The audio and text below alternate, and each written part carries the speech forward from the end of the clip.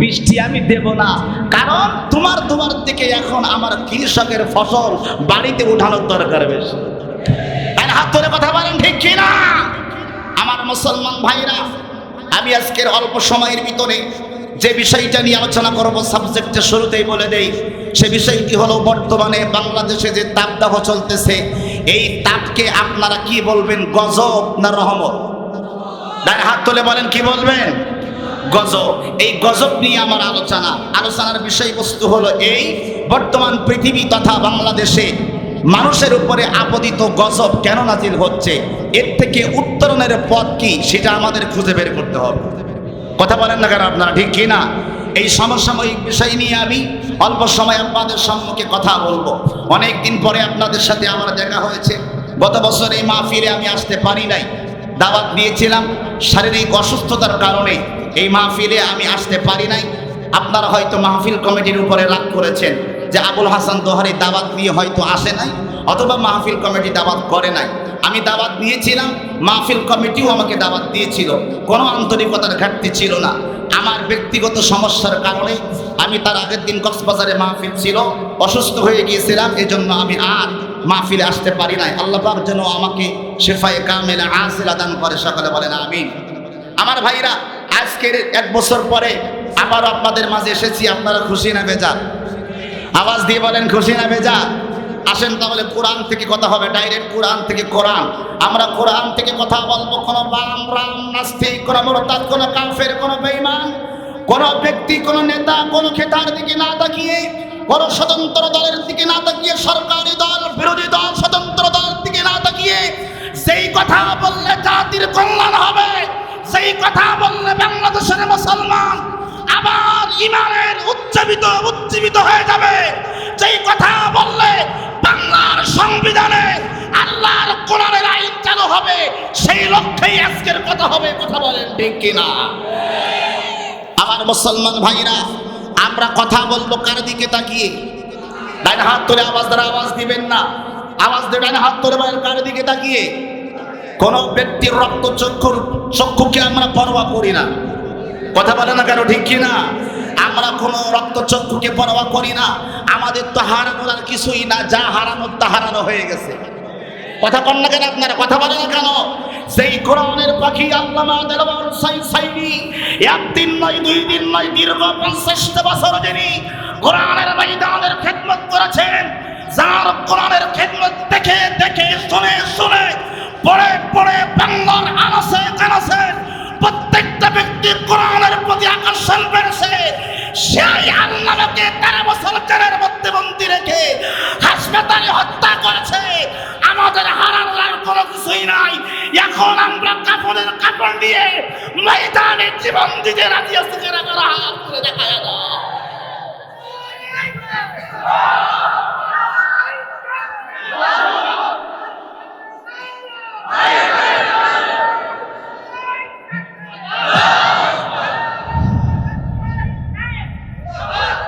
কি আর পেলাম স্বাধীনতা, নেই স্বাধীনের স্বাদ, সব জায়গাতে রাখা আছে গরিব মারার ফাঁদ। কি আর পেলাম স্বাধীনতা, নেই স্বাধীনের স্বাদ, আর সব জায়গাতে রাখা আছে আরে মারার ফাঁদ। ধনীরা সব ধনী হবে, গরিব হবে শেষ। ধনীরা সব ধনী হবে, গরিব হবে শেষ। স্বাধীন করে পেলাম বুঝি এমন বাংলাদেশ। হাড় ভাঙ্গা পরিশ্রমে, হাড় ভাঙ্গা পরিশ্রমে গরিব সরাই ঘাম, রাজা থাকি মগা সুখে প্রজা পাই না দাম। ভাবতে গেলে অবাক লাগে, হাইরে স্বাধীনতা, এমন স্বাধীন হলাম আমরা, কেউ শোনে না কথা। দুর্নীতি আজ এত চাঙ্গা, পঙ্গু হইছে দেশ, দেশের টাকা পাচার করে দেশটা করলো শেষ। দেখছে কিন্তু সব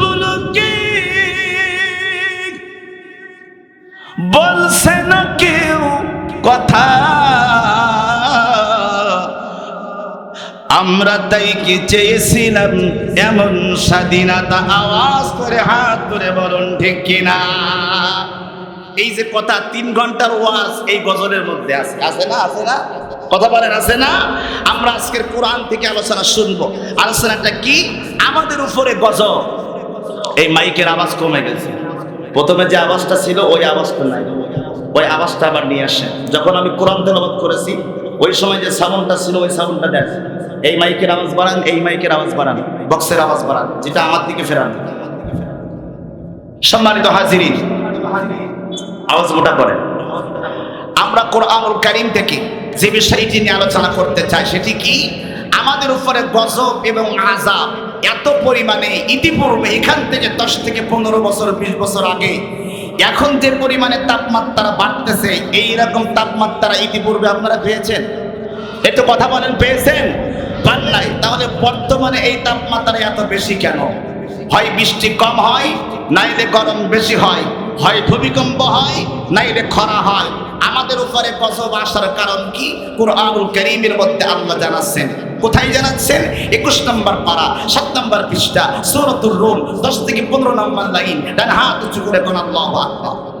আল্লাহ নাম দিয়ে বলেন, যাহারুন ফাসাদু ফিল বাররি ওয়াল বাহরি বিমা কাসাবাত আইদিন নাস লিয়ুযীকাহুম বা'দাল্লাযী আমিলু লা'আল্লাহুম ইয়ারজিউন।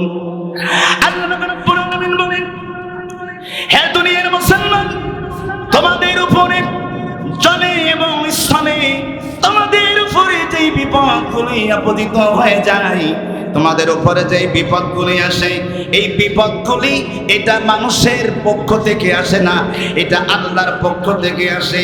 এই বিপদগুলি আপনারা এর সামনে চলাচল বেশি করলে আমার কথা বলতে অসুবিধা হবে। যারা ভাইরা আসতেছেন মেহেরবানি করে সাইডে জায়গা আছে বসে পড়ে। সামনে বেশি ডিস্টার্ব করলে, আমি আলোচনা করলে আমার মুভমেন্টটা নষ্ট হবে। কি বলেন আপনারা? ঠিক না? এটা পরিবেশ নষ্ট হবে। আমি অনুরোধ করছি আপনাদেরকে, মাহফিল কমিটি যারা আছেন আপনারা পিছনে এবং ওই সাইডে ডান সাইডে স্টেজের পাশে সহ স্টেজের পাশেও জায়গা করে দেন, স্টেজের ডান হাতেও জায়গা করে দেন বসার জন্য, মানুষ যেন নির্বিঘ্নে বসে আলোচনা শুনতে পারে। সামনে অন্তত পক্ষে আপনারা বসেন। কি বলছিলাম? আল্লাহ রাব্বুল আলামিন বললেন, হে দুনিয়ার মুসলমান, তোমাদের উপরে জলে এবং স্থলে যেই বিপদগুলি আসে, এই বিপদগুলি দেয় কে? কথা বলে না, দেয় কে? আপনাদের আওয়াজ যত ভালো হবে ওয়াজ তত সুন্দর হবে। জোরে জোরে কোন, এই বিপদগুলি দেয় কে? আর জোরে কোন, দেয় কে?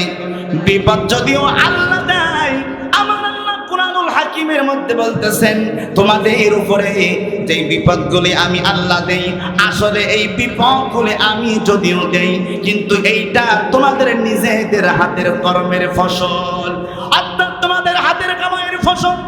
তোমরা তোমাদের যেটাই অর্জন করবা, যেটাই তোমরা কামাই করবা, সেই ফসলটা তোমরাই পাবা।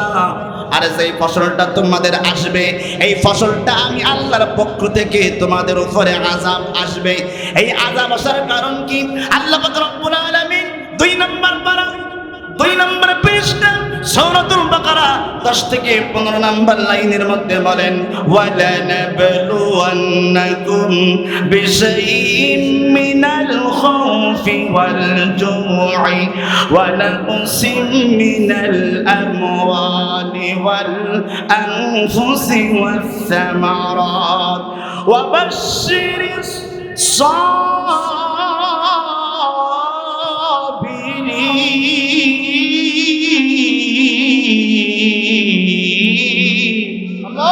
আর জোরে ডান হাত উঁচু করে বলেন আল্লাহু আকবার। আল্লাহ পাক রব্বুল আলামিন ডাক দিয়ে বলে, হে দুনিয়ার মুসলমান, আমি আল্লাহ তোমাদেরকে ওয়ালা নাবলুওয়ান্নাকুম, তোমাদেরকে আমি আল্লাহ পরীক্ষার ভিতরে ফেলাই দিব। আমি আল্লাহ তোমাদের জান কেড়ে নেব, তোমাদের মাল কেড়ে নেব, এমনকি তোমাদের সম্পদগুলি আমি আল্লাহ কেড়ে নেব। নেওয়ার পরে আমি রব্বুল আলামিন তোমাদেরকে পরীক্ষার মধ্যে ফেলাবো। এই পরীক্ষা যদি যারা পাশ করতে পারবে, আল্লাহ পাক তাদের জন্য শুভ সংবাদ দিয়েছেন। কাদের জন্য? যারা পরীক্ষায়, বলেন, যারা পরীক্ষায় পাশ করতে পারবে। এই পরীক্ষায় যারা পাশ করতে পারবে, ওদের সম্পর্কে আল্লাহ কি জানাচ্ছেন? আমার আল্লাহ পাক রব্বুল আলামিন 11 নম্বর পারা 3 নম্বরে পৃষ্ঠা 10 থেকে 15 নম্বর লাইন সূরাতুত তাওবা, আল্লাহ পাক রব্বুল আলামিন ডাক দিয়ে বলে, ইন্নাল্লাহ হাশতারা মিনাল মুমিনিনা আনফুসাহুম ওয়া আমওয়ালাহুম বিআন্না লাহুমুল জান্নাহ। একটু দুইটা হাত উঁচু করে বলা যাবে নাকি আল্লাহু আকবার? আল্লাহ নবী বলেন, আমি আল্লাহ তোমাদের জান কিনে নেব, তোমাদের মালগুলি কিনে নেব, কিন্তু এতে তোমরা অসন্তুষ্ট হবে না।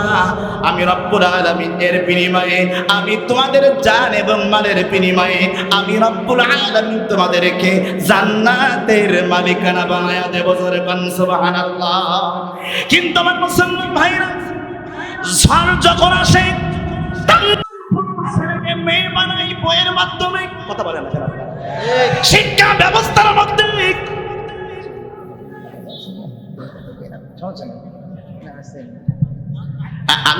আমি আমার গতিতে কথা বলবো, কি অসুবিধা হচ্ছে আপনাদের? আমার গতির পথকে পরিবর্তন করবো না। এই আওয়াজ করে কথা বলে না কেন? কোরআনের কথা কি চলবে না? চলবে না। দুইটা হাত উঁচু করে মরতে মরতে এদের মতন বলেন, চলবে কি চলবে না? এবং জমিন কারোর কাছে বিক্রি করে নয়। আমরা ভারত থেকে পাসপোর্ট করে আসি নাই, আমরা মাইনবার থেকে পালিয়ে আসি নাই। কথা বলে না কেন? ঠিক কিনা? আমরা এই দেশের নাগরিক, আমাদের স্বাধীনতার সনদ আছে। কথা বলে নেই? আপনাদের সনদ নেই? সম্মানিত হাজিরিন, আমি যেই কথা বলছি না, তাহলে হাজারো বিপদ আপদ আপনার উপর যখন আসবে, ওই দুবাই সরকারের কথা বলছিলাম, আমি বলছিলাম আমার ভাইরা, সরকারি যারা চাকরি করে ওদের রিজিকের মালিক আল্লাহ না, ওদের রিজিকের মালিক হলো চাকরি। রিজিকের মালিক কি?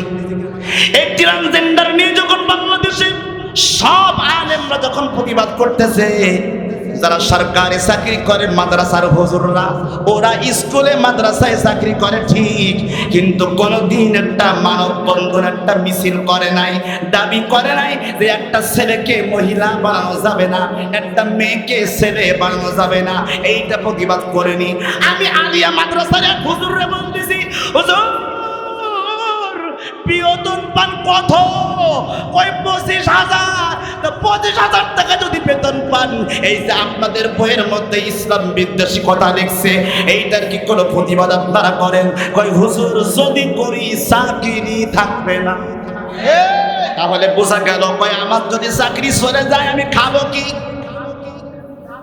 কথা কয় না, কথা কয় না।